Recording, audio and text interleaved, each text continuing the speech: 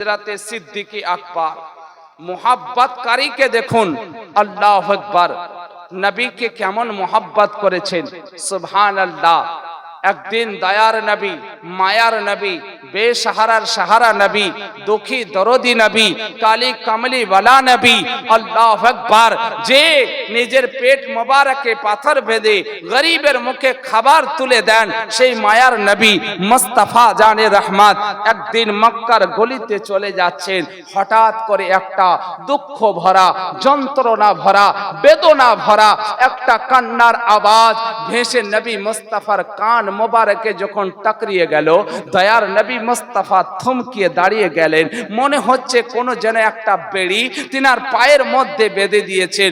আল্লাহু আকবার। হযরতে নবী মুস্তাফা ঘুরে দেখছেন তো একটা কালো কুচ্ছির একজন কালো মানে গোলামকে গরম বালির মধ্যে শুইয়ে দিয়েছে, আর তার বুকের মধ্যে একটা মস্ত বড় একটা পাথরকে চাপিয়েছে, তার মুখের মধ্যে কয়লার আঙ্গার দিয়েছে, আর তাকে চাবুকের উপরে চাবুক মারতে আছে, আর বলতে আছে, এ গোলাম তুই ইসলামকে ছেড়ে দে, এ গোলাম মুহাম্মাদের নামকে ছেড়ে দে, এ গোলাম আল্লাহর নাম ছেড়ে দে।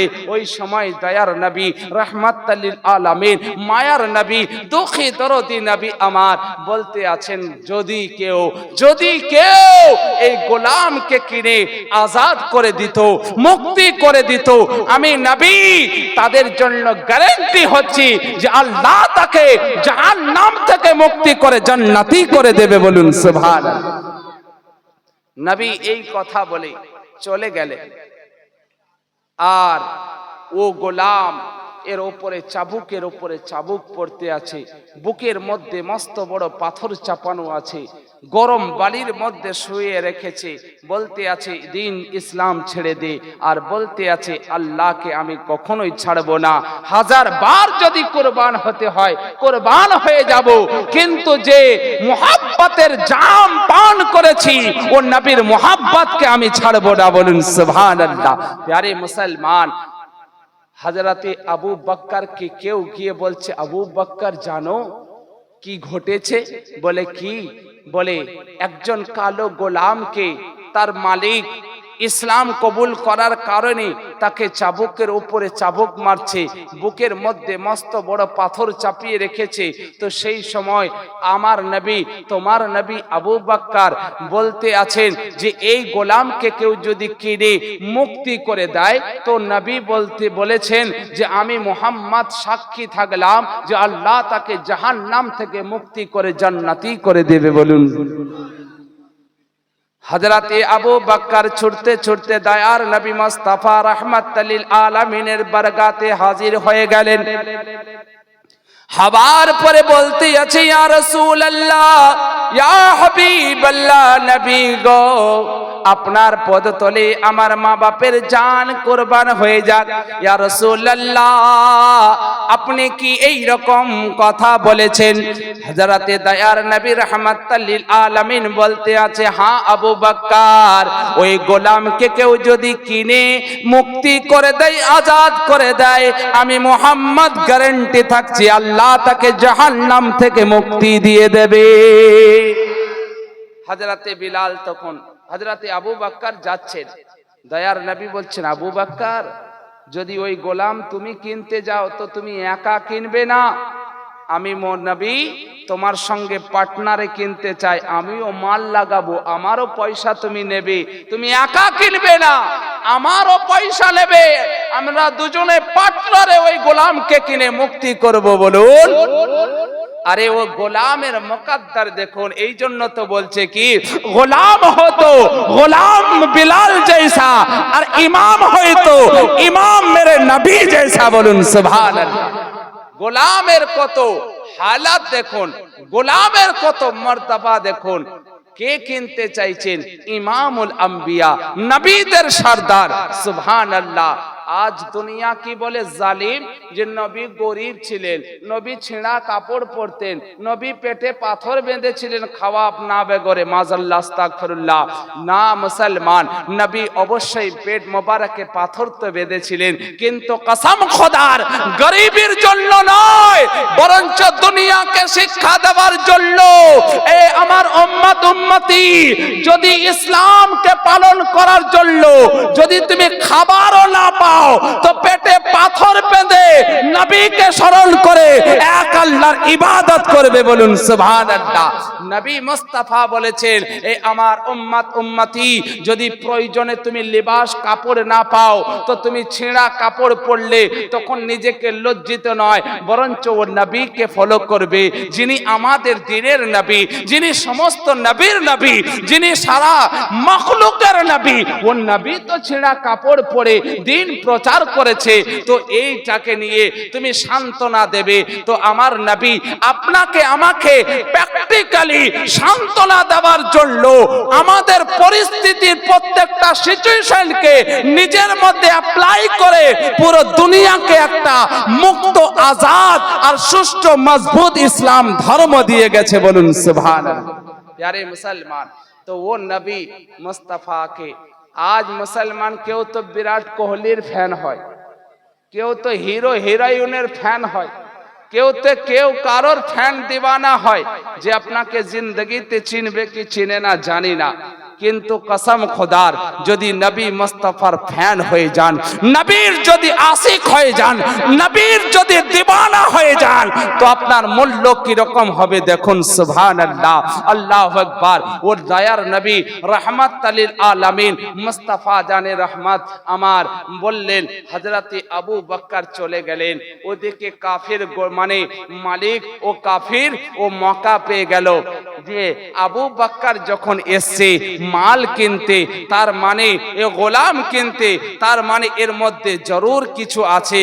ও গোলাম মক্কা পেয়ে গেল, হযরতে আবু বকর গিয়ে বলছে, এই কাফির, এ গোলাম তুই বিক্রি করবি, আমি এই গোলাম কিনবো।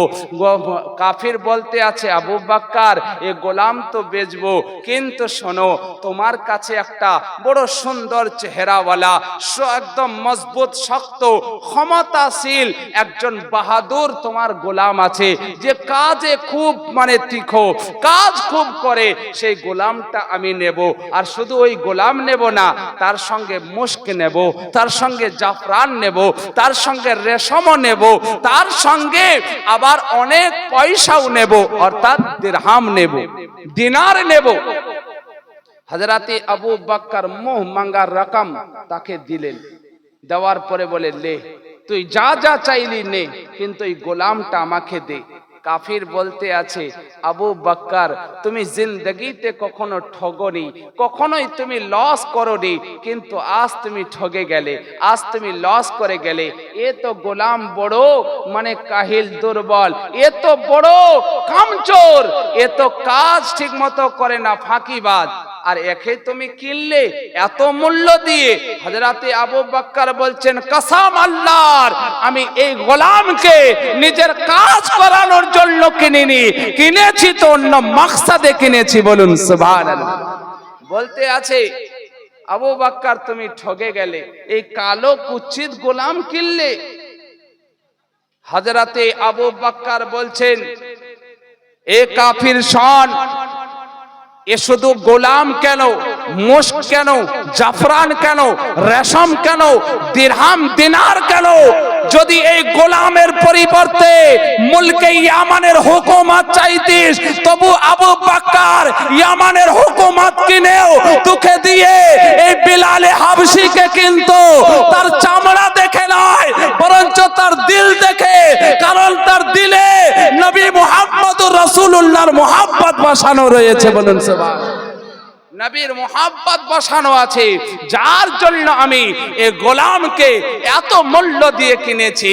প্যারে মুসলমান, ও ও আবু বকরের নেকি কত? সুবহানাল্লাহ। হযরতে মা আয়েশা কে জিজ্ঞাসা করা হলো, আল্লাহু আকবার। তো নবী বলতে আছেন যে সারা জিন্দেগীর উমরের নেকি আর আবু বকরের একটা নেকি কে যদি তোলা হয় তো আবু বকরের নেকির পাল্লা ভারী হবে। কারণ আবু বকর যে নবীকে নিজের জান মাল সমগ্র দুনিয়ার থেকে বেশি নবীকে মোহাব্বত করেছিলেন, বলুন সুবহানাল্লাহ। প্যারে মুসলমান, হযরতে আবু বকর ও গোলামকে নিয়ে যখন যাচ্ছেন নবীর দরবারে, দয়ার নবী বলছেন, হে আবু বকর তুমি একাই কিনেছো? কত দামে কিনেছে?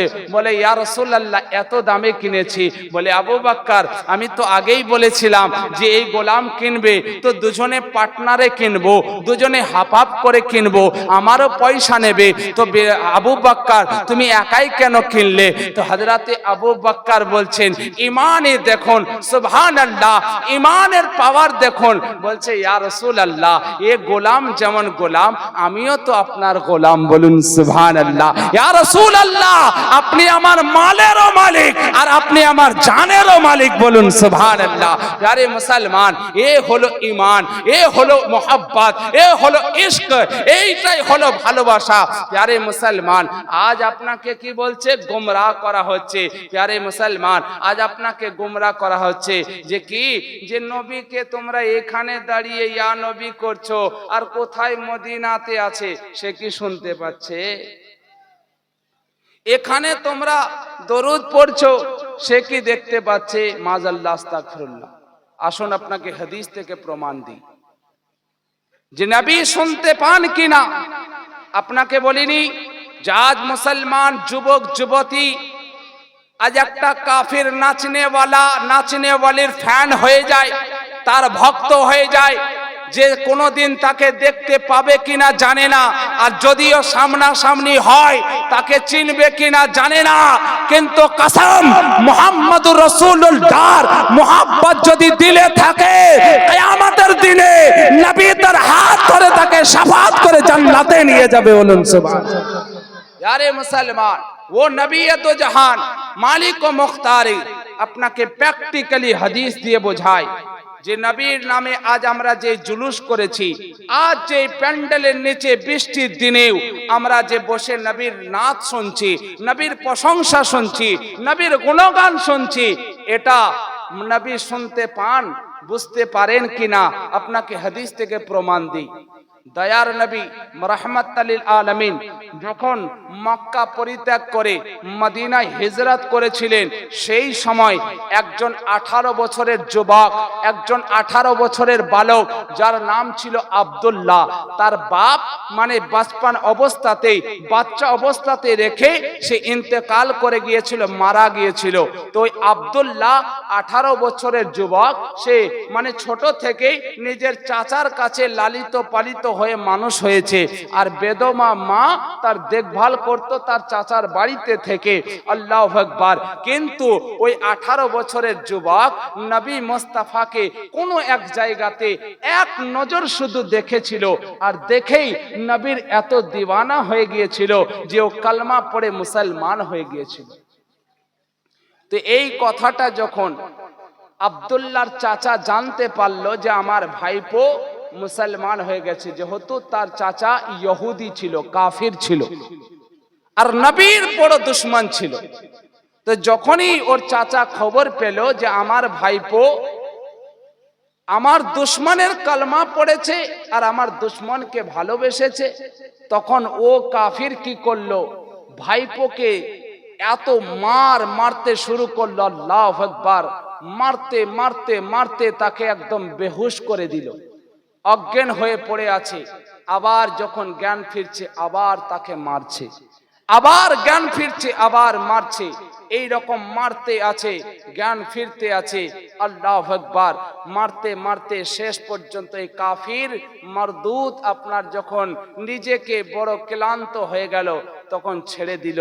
তবুও ওই আব্দুল্লাহ বলতে আছে, মারতে মারতে মেরে ফেললেও যতক্ষণ পর্যন্ত শ্বাস আমার বাকি থাকবে, নিঃশ্বাস যতক্ষণ বাকি থাকবে, আমি মুহাম্মদুর রাসূলুল্লাহর মুহাব্বতকে এক মুহূর্তের জন্য দিল থেকে আলাদা করব না। বলুন কত বড় আশিক ছিলেন সাহাবী, সাহাবী রাসূল, সুবহানাল্লাহ। বেশ অনেক লম্বা ঘটনা, শর্টে বলি আপনাকে। বেশ কিছুদিন চলে যাওয়ার পরে একদিন ওই আব্দুল্লাহ গিয়ে মাকে বলছে, মা গো, আমি আমার নবীকে বড় মোহাব্বত করেছি, মা আমি নবীকে বড় ভালোবেসে ফেলেছি, আম্মি আমাকে একবার অনুমতি দিন, আমি মদিনায় যাব আর আমি আমার নবীকে এক নজর দেখে আমি আবার বাড়ি ফিরে চলে আসব। মা গো একবার আমাকে অনুমতি দিন। তো মা বলছেন, বেটা আব্দুল্লাহ, তোমার চাচা দেখো এই কথার জন্য তোমাকে কত না মারধর করলো, কত না তোমাকে আঘাত করলো, তারপরেও তুমি এই কথা বলছো। বেটা এই কথা আর বলিও না, কারণ যতবার বলবে তোমার চাচা শুনলে তোমাকে ততবারই মারবে, আর আমি মা তোমার মার সহ্য করতে পারি না বেটা। তো দোহাই বেটা তুমি তার নাম আর নিও না। বেশ কয়েকদিন মানে চুপ থাকে, আবার কয়েকদিন পরে আবার মাকে বলে, আবার কয়েকদিন পরে আবার মাকে বলে। একদিন মাকে বলছে, মা আজকে আমাকে দেন মা, আমি বড় ব্যাকুল হয়ে গেছি মা, আমি আমার নবীকে দেখতে চাই, আম্মা আমাকে একবার অনুমতি দিন। মা দেখছে বেটার মোহাব্বত একদিকে, আর একদিকে মানে একদিকে দেওয়ারের ভয়, মানে সে তার বাড়িতে লালিত পালিত হয়েছে, সে ভয় দিলে রেখে মা তো কিছু বলতে পারে না। মা তখন বলতে আছে, বেটা ঠিক আছে আব্দুল্লাহ, আমি তো তোকে অনুমতি দিতে আমার কোনো দ্বিধা নেই, তবে একবার তুমি তোমার চাচার কাছে যাও, তোমার চাচা যদি তোমাকে অনুমতি দিয়ে দেয়, তোমার চাচা যদি তোমাকে ইজাজত দিয়ে দেয়, তো আমিও তোমাকে কোনো রকম আর বাধা দেব না, তুমি যেখানে যেতে চাও আমি তোমাকে পারমিশন দেব। ও আব্দুল্লাহ গিয়ে নিজের চাচার কাছে গিয়ে বলছে, চাচা গো, ও চাচা আমি আপনার কাছে একটা আমার শেষ জীবনের আরজি রাখতে চাই, একটা আপনার কাছে আবেদন রাখতে চাই, চাচা আমার একটা আবেদন রাখবেন? ও তখন ও জালিম বলতে আছে, ভাতিজা কি এমন আবেদন রাখতে চাও বলো? বলে, চাচা আপনি বলুন আমার কথা রাখবেন কিনা। বলে, বল তো একবার। তখন আব্দুল্লাহ বলছে, চাচা আমি একটা বারের জন্য, একটা মুহূর্তের জন্য আমি মদিনায় যেতে চাই, আর আমার নবীকে এক মুহূর্তের জন্য আমি দেখতে চাই, একবার আমাকে অনুমতি দিন। আব্দুল্লাহ যখন এই কথা বলেছে, সঙ্গে সঙ্গে আপনার ও জালিম রাগান্বিত হয়ে, এত রাগান্বিত হয়ে চেহারা লাল করে, চোখ মুখ লাল করে বলতে আছে, শোন তোকে আমি পারমিশন তো দেব, কিন্তু শোন একবার যদি এই বাড়ি থেকে চলে যাস, দ্বিতীয়বার এই বাড়ি দিকে চোখ ফিরে তাকাবি না, আর তোকে এই বাড়িতে কোনো আশ্রয় দেওয়া হবে না। বলুন একটা যুবক ছেলেকে যদি মা বাপ ঘর থেকে বের করে দেয়, তেজ্য পুত্র করে দেয়, তো তার একটা চিন্তার বিষয় হয়ে যায় যে আমি যুবক, বিয়ে শাদী হয়নি, বের করে দিয়েছে বাড়ি থেকে, কোথায় যাব, কিভাবে কি করব, একটা টেনশন হয়। আর বিয়ের পরে যদি তাড়িয়ে দেয় তো তার মনে একটা তো সাহারা পেয়ে যায় যে কেউ তো আছে আলাদা, যে দুনিয়াতে আলাদা সংসার বসাবো। কিন্তু যুবক অবস্থাতে যদি বাড়ি থেকে যুবক ছেলেকে বের করে দেয় তো তার একটা টেনশন হয়। কিন্তু সুবহানাল্লাহ, আশিকে রাসূলের মুহাব্বত দেখুন, যখনই বলছে যে তুই যদি যাস মদিনা, তোকে বাড়িতে জায়গা দেব না, তেজ্য পুত্র করব, বলছে আমি রাজি, আমি রাজি আছি, আমি বাড়ি ছাড়তে রাজি।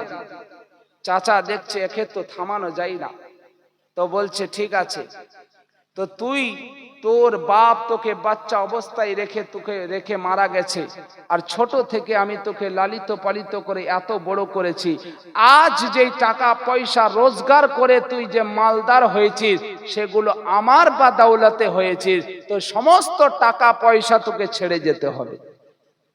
তারপরে তুই যেতে পারবি। রাজি? আব্দুল্লাহ এক মুহূর্তের জন্য কোনো কিছু না ভেবেই বলছে রাজি, সব কিছু দিয়ে দিলাম।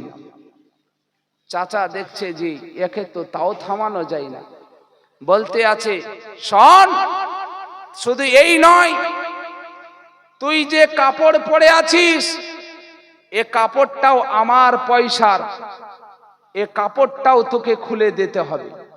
সঙ্গে সঙ্গে জামা নিজের যে নিচে পড়েছিলেন কাপড়কে খুলে দিয়ে নিজের লজ্জাস্থানে হাত রেখে মায়ের কাছে গিয়ে বলছে, মা গো, মা আমি তোমার নবীর কাছে যাব, মা মক্কা ছেড়ে মদিনায় যাব, মা গো এই রকম উলঙ্গ অবস্থায় মা আমাকে একটা কাপড় কিনে দেবার ব্যবস্থা করুন। মা বলতে আছে, বেটা আমি এতটাই অসহায় বেটা, আমার কাছে পয়সা নেই, তোকে কাপড় কিনে দেওয়ার মতো আমার সামর্থ্য নেই, ক্ষমতা নেই বেটা, কি করে আমি তোমাকে কাপড় কিনে দেব। মা বলতে আছে, মাকে বলছে, মা গো দেখো মা, আমি কি করে এই উলঙ্গ অবস্থাতে আমি এত দূরের সফর করব। মুসলমান মক্কা থেকে মদিনা প্রায় 400 থেকে 450 কিলোমিটারের রাস্তা। আল্লাহু আকবার। এখন তো রোড হয়ে গেছে, হাইওয়ে হয়ে গেছে, খুবই মানে সুন্দর রাস্তা হয়ে গেছে, কিন্তু সেই জামানায় কোনো রাস্তা ছিল না, পাহাড় ছিল, জঙ্গল ছিল, কাঁকর পাথর কাঁটা আপনার রাস্তাতে ছিল, জঙ্গল বন ঘন জঙ্গল পড়েছিল, গরম মরুবালি পড়েছিল। সেই অবস্থাতে ওই আব্দুল্লাহ মাকে বলছে, মা বলছে, বেটা আমার কাছে তো কোনো পয়সা নেই যে তোকে কাপড় কিনে দিই, কিন্তু বেটা আমার কাছে দুটো সুতির দুপাট্টা আছে, দুপাট্টা উড়না আছে, বেটা এই উড়না দুটো তাড়াতাড়ি করে নে, একটা নিজে পরে নে আর একটা গায়ে উড়ে নে, আর তাড়াতাড়ি করে বাড়ি থেকে বেরিয়ে যা, না হলে বেটা যদি তোর চাচা দেখে নেয় তো এ দুটোও কেড়ে নেবে, এ কাপড় না দুটোও তোকে দেবে না। আল্লাহু আকবার।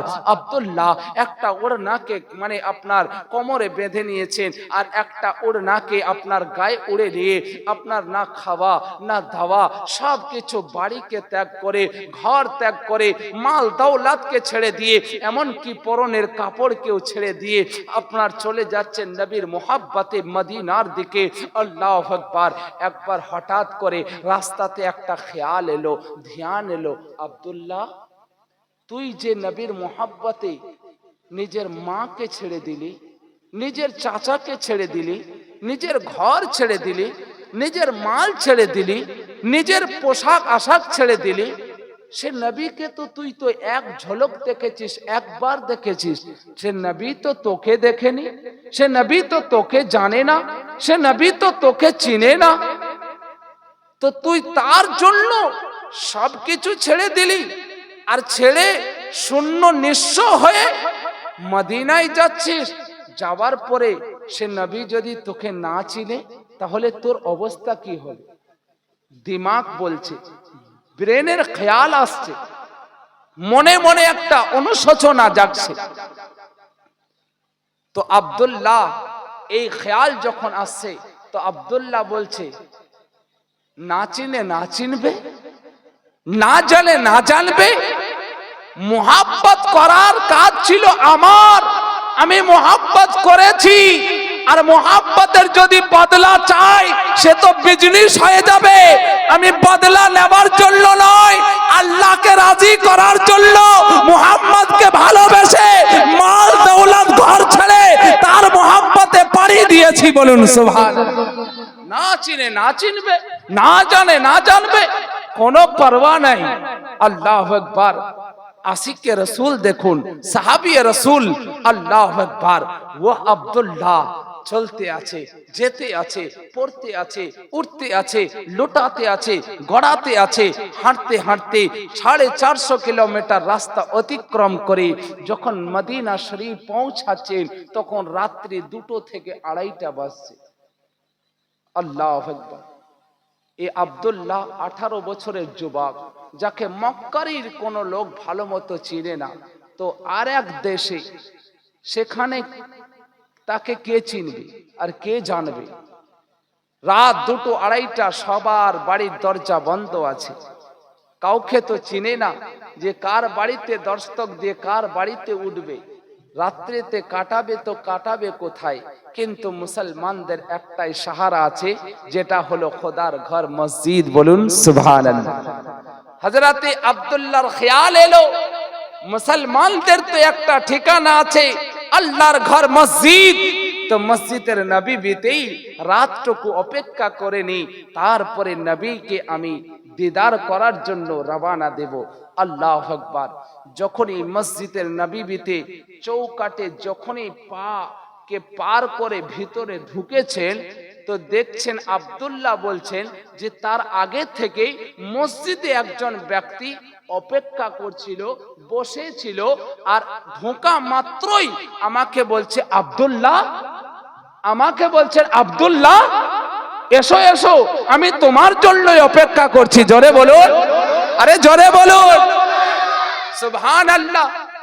আব্দুল্লাহ অবাক হয়ে গেল, আশ্চর্য যে আমাকে তো মদিনার কোন লোক চিনে না, কেউ তো জানে না, তো ये ব্যক্তি মসজিদে একাই আছে আর আমাকে বলছে আব্দুল্লাহ, আমার নামও বলছে, আবার আমাকে বলছে যে তোমার জন্য অপেক্ষা করছি। এ কি করে জানলো? সুবহানাল্লাহ। আব্দুল্লাহ লোকটিকে বলছে, সেই লোকটি অন্য কেউ ছিল না, নবীর প্যারা গোলাম, যার নাম বিলাল হাবশী। হযরতে বিলাল বলতে আছেন, ওরে আব্দুল্লাহ, আজকে এশার নামাজের পরে আমার নবী, দুঃখী দরদি নবী, কালে কমলি ওয়ালা নবী, রহমাতাল লিল আলামিন নবী, সারা জগতের দয়া করে যে আল্লাহ পাঠিয়েছে, ও মায়ার নবী এশার নামাজের পরে আমাকে বললেন, ও বিলাল শোনো শোনো, আমার কাছে এসো। আমি নবীর কাছে যখন গেলাম, আমাকে নবী মুস্তাফা বলতে আছে, বিলাল, আমার একজন আশিক, আমার একজন দিওয়ানা, তার বাপ বাচ্চা অবস্থাতেই তাকে রেখে মারা গেছে, সে নিজের চাচার কাছে লালিত পালিত হয়েছে, এক নজর আমাকে দেখে ও এতই মোহাব্বত করে ফেলেছে যে নিজের ঘর মাল সব কিছু ছেড়ে, এমনকি নিজের পরনের কাপড়টাও ছেড়ে দিয়েছে। তার মা তাকে দুটো ওড়না দিয়েছে, একটা ওড়না পড়ে আছে, একটা ওড়না গায়ে দিয়ে সে মদিনার দিকে সফর করেছে। সে যখন মদিনায় পৌঁছাবে তখন গভীর রাত্রি হয়ে যাবে, রাত মিডিল রাত হয়ে যাবে, মদিনার ঠান্ডা সে সহ্য করতে পারবে না। ও বিলাল, তাই তুমি এই মসজিদে অপেক্ষা করো, আর আমার এই কম্বলটা নিয়ে সে যখন এসে যাবে তার গায়ে এই কম্বলটা চাপিয়ে দেবে। সে যখন এসে যাবে আমার এই কম্বলটা তার গায়ে চাপিয়ে দেবে। তাই আব্দুল্লাহ, আমার নবী তোমাকে শুধু চিনে না, তোমার পরিবারকে চিনে, তুমি কি হালাতে কি অবস্থাতে এসছো আমার নবী সেটাও জানে। বলুন সুবহানাল্লাহ। আরে মুসলমান, এ থেকে বোঝা যাচ্ছে মুসলমান আজ ও 450 কিলোমিটার আগে মক্কাতে এক যুবক কবে নবীকে দেখেছেন, আমার নবী সেটার ওর খবর আছে। আমার নবী সে ঘর ছেড়েছে, নবীকে সেটাও খবর আছে। সে কি হালাতে কি পড়ে আসছে সেটাও জানে, কখন পৌঁছাবে সেটাও নবী জানেন। আর তার আগে নিজের গোলামকে, সেই মেহমানকে আহ্বান করার জন্য নিজের গোলামকে, নিজের কামলিওয়ালা ও কম্বলকে দিয়ে মানে অপেক্ষা করাচ্ছে। বলুন সুবহানাল্লাহ। এমন নবী কোথায় পাবে, এমন মায়ার নবী কোথায় পাবে? আরে মুসলমান, আজ দুনিয়ার যে কোনো নাচনেওয়ালা, যে কোনো সেলিব্রিটিকে মোহাব্বত করবে, তো সে তাকে যদি দেখতেও যাও তো তোমার হাতে হাতটাও মেলাবে না।